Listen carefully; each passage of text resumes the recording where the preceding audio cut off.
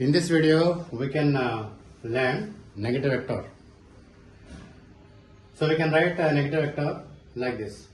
A vector whose magnitude is equal to that of a given vector and whose direction is exactly opposite to that of the given vector.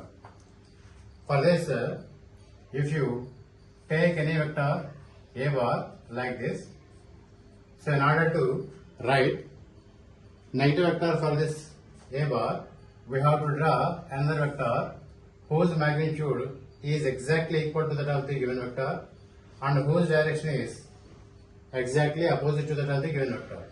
Now this will be a new vector, let us call b bar, and this b bar is equal to minus of a bar. So in order to draw the negative vector for a given vector like this, so let us say this is p bar and we have to draw simply the vector has same magnitude but direction is exactly opposite to that of the given one. Now the angle between a vector and its negative vector will be 180 degrees. A zero vector or a null vector. A vector whose magnitude is equal to 0 and whose direction is indeterminate is called a zero vector. A zero vector can be represented by 0 bar but not as a simply 0. So we can get a zero vector by adding a vector to its negative vector. So let us see here, if you take a vector a bar and whose negative vector can be represented by minus a bar, by adding these two we can get a null vector. So whenever a vector is adding to second vector we can get a vector only, or whenever a vector subtracting from another vector we can get vector only, but not a scalar like this. So this is wrong notation. So we have so many examples for the case of zero vector. And the first example is whenever a body is moving with uniform velocity, its acceleration is always a null vector. So we have to put a bar is equal to 0 bar but not a bar is equal to 0. And second example, the velocity of a vertically projected body at its maximum height is also a null vector and that is represented by v bar is equal to 0 bar only, not v bar is equal to 0. And third one is if a body is at a reference point or at the origin of a coordinate system, its displacement or its position vector is also a null vector. So we can represent simply r bar is equal to 0 bar. So we have so many examples for zero vector in our physics. We can learn about a unit vector. So a vector whose magnitude is equal to 1 is called a unit vector, and we can calculate unit vector in the direction of any given vector. Suppose if a bar is any vector, the unit vector in the direction of a bar can be represented by or calculated by a cap is equal to a bar divided by modulus of a bar. Here it can be read as a cap or hat, a bar divided by modulus of a bar. Now from this definition we can say any vector a bar can be represented by magnitude followed by unit vector, and the unit vector has no units, and the main purpose of unit vector is to give the direction. So generally we have three different unit vectors in our Cartesian coordinate system. Those are I cap, j cap and k cap. These three vectors I cap, j cap, k cap are unit vectors along positive x direction and positive y direction and positive z direction only.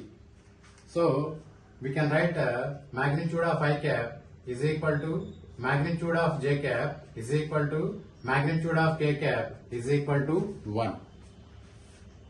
The position vector. A vector which represents the position of a body with reference to a fixed point or simply origin of a coordinate system is called a position vector. Suppose if any body is taken in space, that is in 3 dimension, that body has three coordinates x comma y comma z.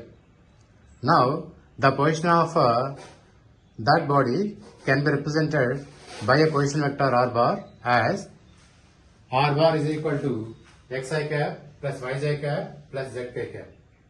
And the magnitude of this vector is simply nothing but the distance between origin and this point, that is nothing but the length of the straight line. That is given by modulus of r bar is equal to square root of x square plus y square plus z square.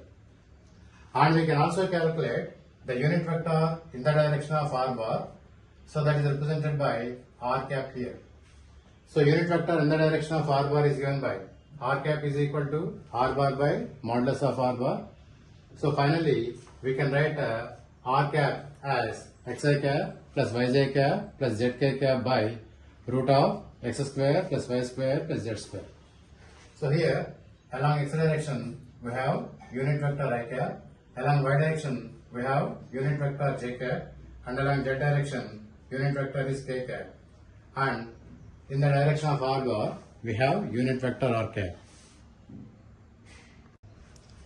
So let us see one example on position vector.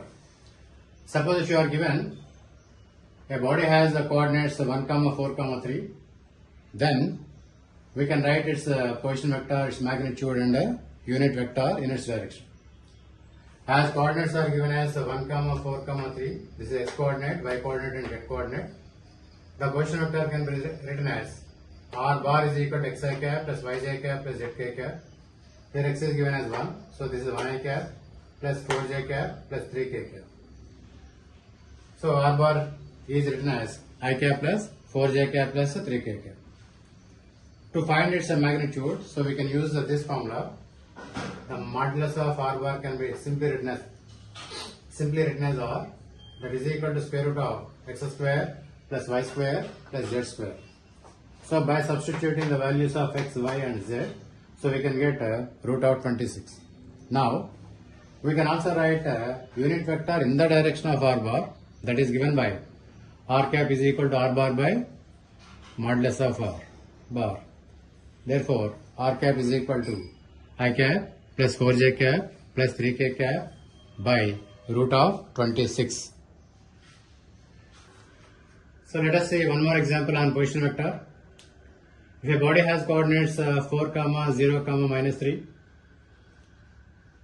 that means x coordinate is 4, y coordinate is 0, z coordinate is minus 3. Now we can write position vector for these coordinates. As position vector is given by r bar is equal to xi cap plus yj cap plus zk cap. R bar is equal to x is replaced with 4, 4i cap plus 0j cap plus minus 3k cap. So therefore r bar is equal to 4i cap minus 3k cap.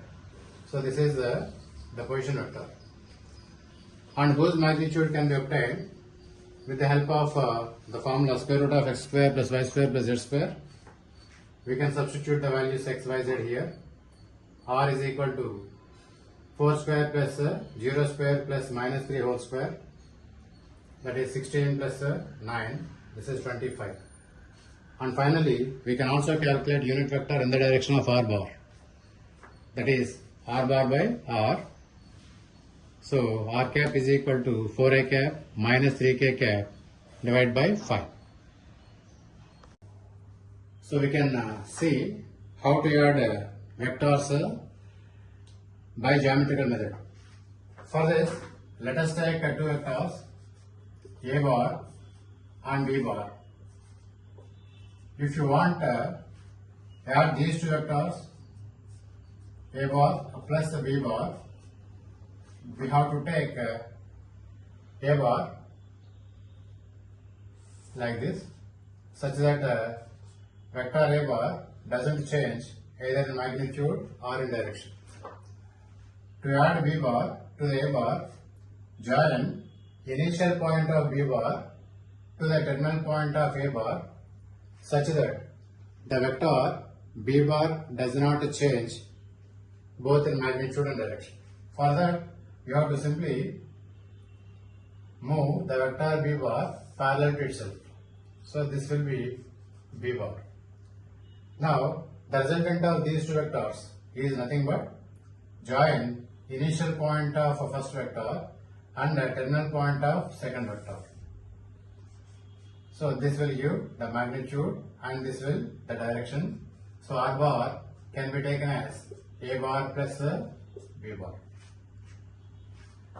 Similarly, if you want to add one more vector C bar like this. Now our aim is to find out A bar plus B bar plus C bar.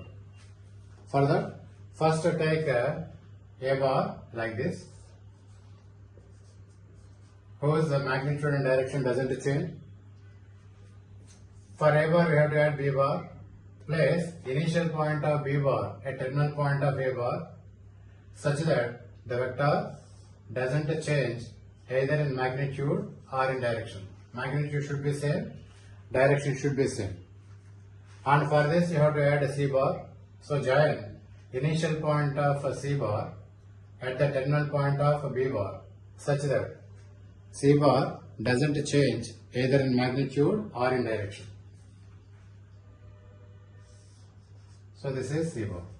Now to find out the resultant of the three vectors, we have to join initial point of first vector and terminal point of last vector.